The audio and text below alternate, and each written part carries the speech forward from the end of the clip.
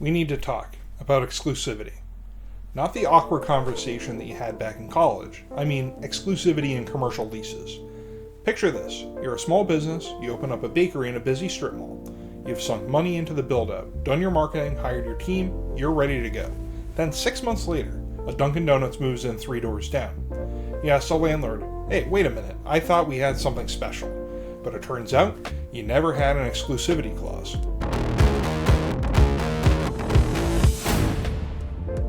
Exclusivity clauses are one of the most overlooked tools in commercial leasing, especially for retail tenants.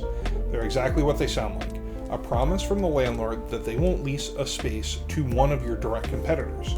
If you're a gym, maybe you want to block out another gym. If you're a coffee shop, maybe you want to block out another cafe or a grab-and-go food spot. But landlords aren't in the business of giving those out freely.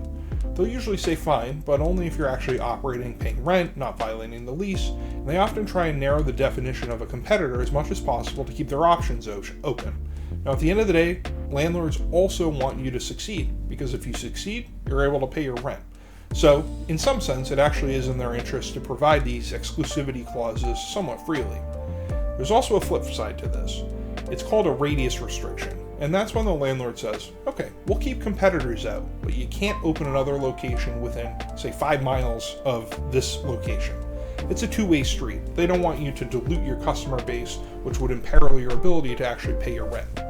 Now, what happens if somebody does violate your exclusivity clause? If your lease is well drafted, you might have some serious remedies. You might be able to stop paying base rent and switch to a percentage rent. You might be allowed to go dark, meaning you can close temporarily without breaching.